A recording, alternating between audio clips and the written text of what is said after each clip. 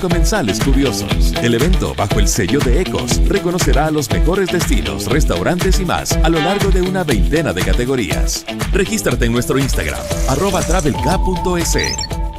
¡Atención! Este es un boletín Jack especial, porque ahora puedes comprar tu nuevo SUV Jack con los mejores precios y beneficios del mercado, solo por este mes de noviembre. Además, por tu compra participas en el sorteo de Smart TVs y disfruta del Mundial con Jack. Visita nuestros concesionarios en Quito, Avenida de los Granados, E14 215 y Eloy Alfaro, o en el Valle de los Chillos, Avenida San Luis y Novena Transversal, San Rafael.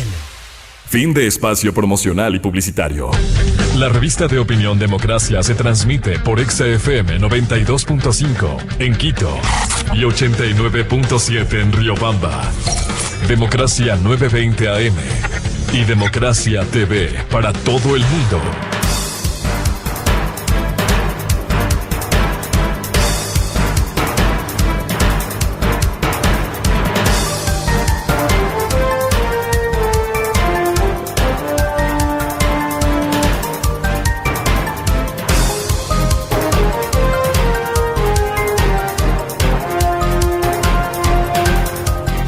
Ocho a 7 minutos en el territorio continental ecuatoriano, buscando la verdad. En la revista de Opinión Democracia queremos saludar al periodista investigador Arturo Torres, del portal digital Código Vidrio, que ha publicado en alianza de Código Vidrio con Vistazo una investigación muy ilustrativa de cómo en el país, bajo el cobijo de la Constitución de Montecristi 2008 y el Código de la Democracia del 2009, hay sentenciados por narcotráfico, asesinato, otros de supuesta corrupción, glosados, deudores, como candidatos calificados y que van a las elecciones seccionales el 5 de febrero del próximo año.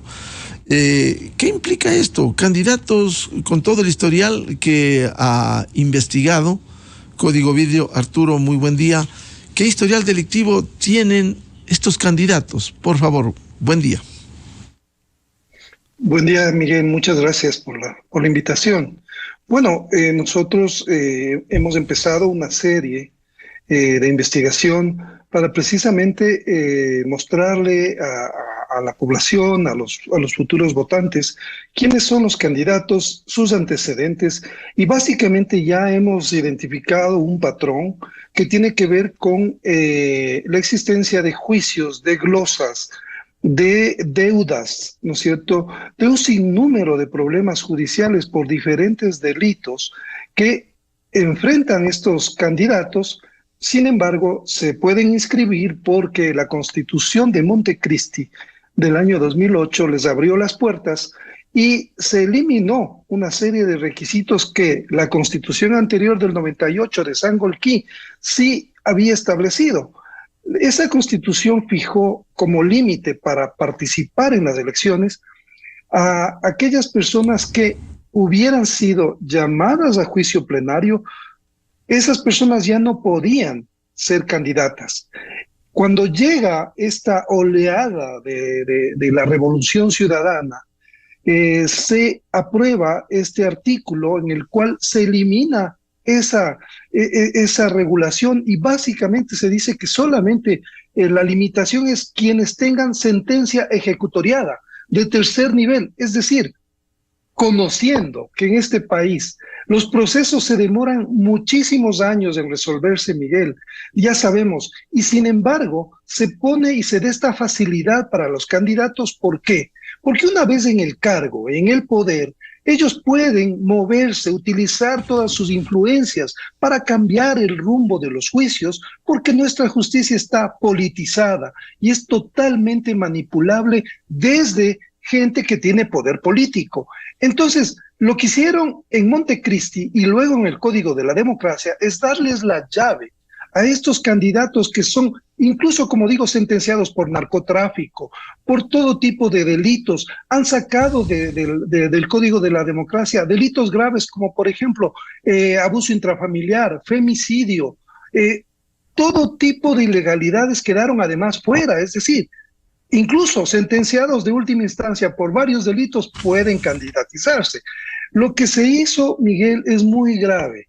Y ahora creo que es el momento, y eso es lo importante, que en miras y en perspectiva de lo que se viene en las elecciones, la gente pueda conocer quiénes son los candidatos. Esta es nuestra intención, mostrarles y con sus antecedentes para que los electores, ya que las autoridades ni la ley se preocupa de poner esas limitaciones en la probidad y en la ética, pues por lo menos que la gente tenga acceso a información sobre quiénes son los que están postulándose para las autoridades, para estos cargos seccionales.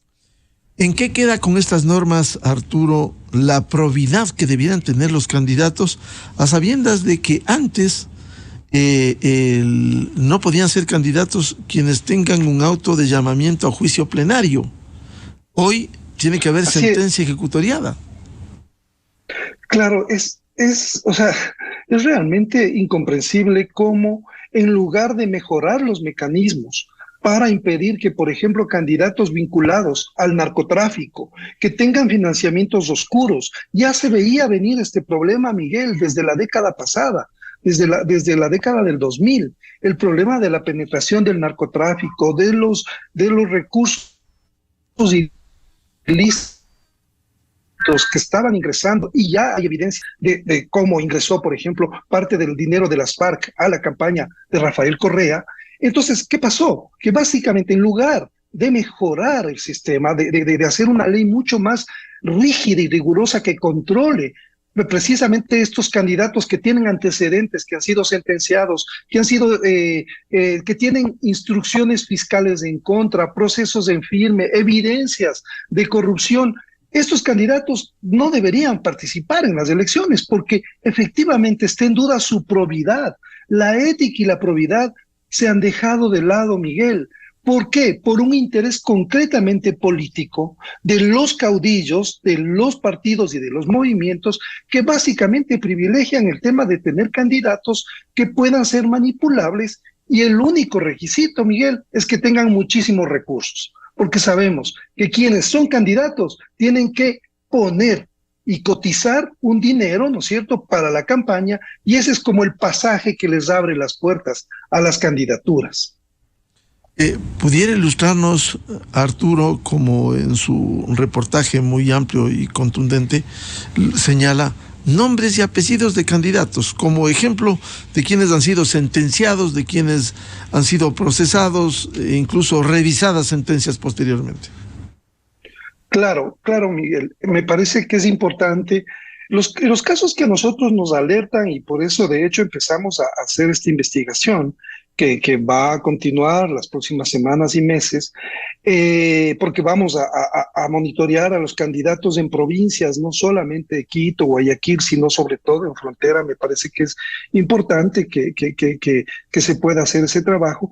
Pero, por ejemplo, tenemos solamente como botones de muestra los casos del prefecto Guamán y del alcalde Jorge Yunda. Además, hay el caso de un concejal de la provincia de Bolívar, de apellido Aldaz, que también está terciando por las elecciones para esa candidatura, pese a que ha sido sentenciado, luego fue declarado inocente con un recurso extraordinario. Pero me parece que esos casos, el caso, por ejemplo, del prefecto Guamán, que pese a que ya hubo una instrucción formal, se le iba a formular cargos, iba a haber una audiencia, sin embargo, cuando él se candidatiza a la alcaldía de Latacunga, empieza a operar esta especie de impunidad y de inmunidad que le protege de que los juicios que hay en su contra entren en suspenso, y por lo tanto, mientras él es candidato, él tiene esta protección. El caso se suspendió, el proceso está suspendido, no solamente contra él, sino contra todos los 8 o 9 involucrados que fueron encontrados, ¿no es cierto?, en esta organización, en esta asociación ilícita, con pruebas abundantes, Miguel, abundantes de la corrupción en la prefectura de Cotopaxi. ¿Cuál es el problema en este caso puntual que se identifica? Y es lo que ha venido alertando la Fiscalía antes de que se suspenda el juicio, para que el señor Guamán pueda ser alcalde, ¿no es cierto? Ya es alcalde y por eso tiene esa protección. Es que Básicamente, estos funcionarios vuelven al cargo, están libres y pueden manipular evidencias, impidiendo el trabajo de la justicia y de la fiscalía. Este es el gran problema. Cuando les damos estas salvedades y estas garantías a quienes han cometido supuestos delitos, estamos perjudicando a toda la comunidad. Lo mismo ocurre en el caso del exalcalde Yunda, que tiene una sentencia, ¿no es cierto?, del Tribunal de lo Contencioso para inhabilitarle por 2 años ser candidato. Sin embargo, por unas leguleyadas, por unos recursos de ampliación que no se han tratado desde hace 1 año, el señor pudo candidatizarse y además está procesado usa grillete, ¿no es cierto?, por el tema de las pruebas para el COVID-19 mientras estuvo en el municipio, y hay abundantes casos de corrupción que están en marcha contra su hijo. O sea, todos estos elementos nos permiten identificar que son candidatos que no tienen probidad, que básicamente no hay garantía de que cuando vuelvan a ocupar el cargo no cometan nuevamente irregularidades que deban ser investigadas, con el gran perjuicio que causan a toda la comunidad y con este trauma que significa que una autoridad, que la principal autoridad de una ciudad tenga que estar enjuiciada, use grillete, y eso significa una serie de repercusiones para toda la administración pública. Entre esas repercusiones, ¿qué sucedería en el supuesto, consentido o no, que el señor Guamán gane en las elecciones en la Tacunga? Va a ser mucho más difícil el procesamiento a un alcalde ya en funciones por un caso anterior. Igual el caso de Quito, Arturo. Exacto, Miguel, ese es el mayor problema, que cuando ya están en el poder, la autoridad electoral deja de ser la principal, el principal organismo que tiene, digamos, el sartén por el mango. Cuando un presidente, que es lo que pasó con el entonces presidente Rafael Correa, se estaba investigando todas las irregularidades en el financiamiento de su primera campaña, donde se detectaron $800,000 de donantes fantasmas. Sin embargo, luego, ya cuando él estuvo en el poder, el Consejo Electoral pierde absolutamente, está en condiciones muy subordinadas. Y una vez en el poder es imposible sacarle a un candidato por un tema de judicial. Eso ya pasó con el caso del señor Correa, y evidentemente puede volver a pasar, y de hecho ocurre con otras autoridades, que una vez que se posesionan, el Consejo Electoral hace todo post-mortem. Y básicamente, como sabemos, es una organización también politizada que depende de acuerdos y de coyunturas políticas. La técnica y la legalidad pasan a un segundo plano. Nadie quiere enfrentar a estos poderes, alcaldes, prefectos, al presidente. O sea, entonces, básicamente el Ejecutivo, una vez que está en el poder con las autoridades seccionales, es muy difícil que el Consejo Electoral luego trate de destituir o impulsar procesos, igual en la justicia, porque sabemos que nuestra justicia está totalmente politizada y anclada a intereses de la política y también del crimen organizada. No generalizo, pero las evidencias sobre cómo han venido actuando los jueces para beneficiar al crimen organizado, a la corrupción, son abundantes, Miguel. Bueno, de los casos que cita Arturo Torres, también hay uno muy conocido como fue Paul Vélez a la alcaldía de Muisne, que fue procesado y detenido por una posible autoría intelectual en el sicariato del alcalde electo. Recordamos Volker Vera en el año 2014, que no llegó a posesionarse. Así es, ese es otro caso que también, por el antecedente de que este candidato estuvo involucrado, ¿no es cierto?, en el sicariato de la otra autoridad. Y ese tema todavía no es que se ha resuelto en última instancia, Miguel. Él salió con un recurso de habeas corpus. Entonces, lo grave es cómo podemos nosotros como electores, ¿no es cierto?, nos sueltan en un espacio, en una cancha, en donde básicamente los candidatos no sabemos si son o no son idóneos. No hay la información, tampoco el Consejo Electoral nos da los suficientes datos como para conocer a los candidatos, para conocer todos estos antecedentes turbios, que si bien es cierto que esta Constitución del 2008 se jugó por las garantías en lugar de jugarse por la ética, la decencia y la honestidad, porque hubo un cálculo político para beneficiar a todos estos clanes, ¿no es cierto?, que se han convertido ciertos partidos políticos. Básicamente, los ciudadanos estamos en indefensión, Miguel. ¿Por qué? Porque nos vamos obligados a votar por candidatos que, como la gente no... Yo me pongo en la posición de un elector que básicamente llega a conocer de un candidato que, porque tiene muchos recursos, está muy expuesto en medios de comunicación, hace muchas giras, hace campaña anticipada. Muchos de estos candidatos, Miguel, por cierto, ya hacen campaña anticipada. El Consejo Electoral no está en capacidad de controlar absolutamente nada de esto, sobre todo en provincias. Entonces, es un juego muy desigual, marcado por todas estas irregularidades que lo que hacen es básicamente perforar mucho más al Estado de Derecho, que cada vez está más degradado, más permeado por estos personajes, ¿no es cierto?, que algunos sí están anclados al crimen organizado y luego operan y siguen en función de esos intereses trabajando, dándoles dinero. Lo que pasó, por ejemplo, Miguel, me parece que es importante, a propósito de las autoridades seccionales, con el alcalde de Manta, que sirve, que da 2 contratos a una empresa del ex de Leandro Norero, lavador y narcotraficante asesinado en Cotopaxi en octubre pasado. Sus empresas eran las que tenían obras con el municipio de Manta.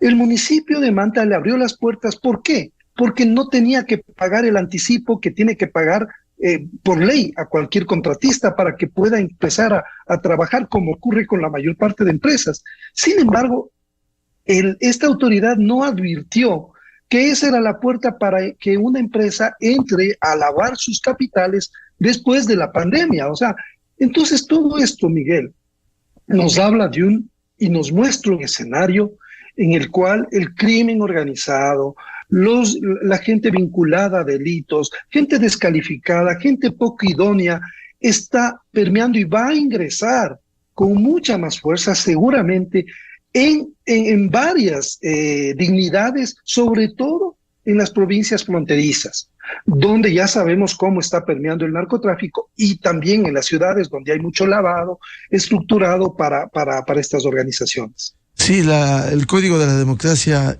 incentiva la impunidad, valida la impunidad. ¿Resulta muy difícil que haya un juego limpio electoral en el país? Sí, Miguel. Creo que lo más grave de este tema, ya se han querido hacer reformas precisamente cuando se identificaron estos problemas, pero evidentemente ningún partido político quiere entrar a hacer reformas, Miguel, porque saben que dependen de básicamente tener candidatos que tengan muchos recursos para hacer campaña.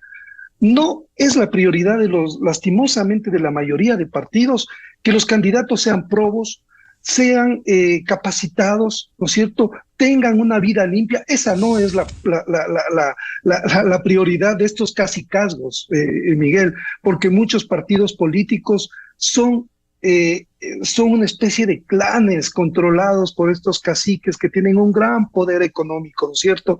Entonces, las reformas no van a pasar ni por la Asamblea, ni por los partidos políticos, incluso no pasan por el gobierno. Fíjese, Miguel, a mí me llama mucho la atención que no se hayan planteado en las preguntas de la consulta este tipo de cosas, este tipo de preguntas que son fundamentales para el funcionamiento mucho más transparente y honesto del sistema democrático. No se hicieron estas preguntas, tampoco se ha topado otras cosas referentes a la función judicial, donde vemos que los jueces básicamente son un eslabón de la impunidad. Entonces, la última palabra la tenemos, y yo ahí también participo como ciudadano antes que como periodista, Miguel. Creo que tenemos que fomentar un cambio y una propuesta desde los organismos de la sociedad civil para que se pida una reforma, ¿no es cierto?, una consulta popular incentivada por la ciudadanía, porque los partidos no lo van a hacer, no lo va a hacer la Asamblea, ni el gobierno de turno. Y eso evidencia la realidad. Ahí lo que se diría en política, rabo de paja, cómo se van a poner la soga al cuello ellos mismos, lo cual es difícil. El caso de la Asamblea Nacional, Arturo. Así es, no, ellos van a seguir en este juego que ha sido muy conveniente durante mucho tiempo, Miguel.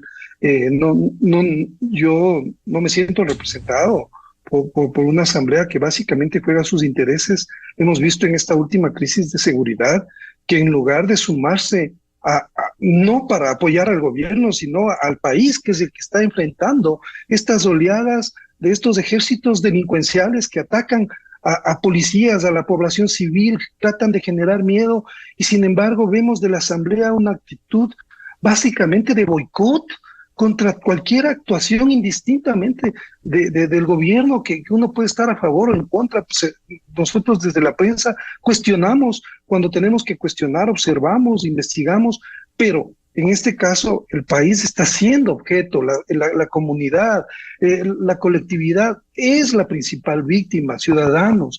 O sea, es inconcebible lo que está pasando desde la Asamblea. En lugar de sumarse, de buscar alternativas para ayudar a salir de esta crisis, lo único que yo he visto en general es una actitud de torpedear cualquier iniciativa que trate de frenar estas arremetidas del crimen organizado, Miguel. Arturo, esperaremos nuevas entregas en esta alianza Código Vidrio Vistazo sobre candidatos con historial delictivo. Muchas gracias, Miguel. Así será. Estamos trabajando en eso. Muy amable. Muchas gracias. Arturo Torres, del portal digital Código Vidrio, periodista investigador en la revista de Opinión Democracia. 8:27 minutos en el territorio continental ecuatoriano, buscando la verdad en la revista de Opinión Democracia. Vamos a una pausa publicitaria y ya volvemos para hablar sobre la presentación esta noche 18:30 en la Cámara de Comercio de Quito, el libro La comunicación al poder, manual para rescatar la democracia, de Leonardo Pipo Lazo, con nosotros en estudios. Miguel Rivadeneira en la revista de Opinión Democracia. Ecuador está de fiesta y el mundo también. Diners Club, tu mundo.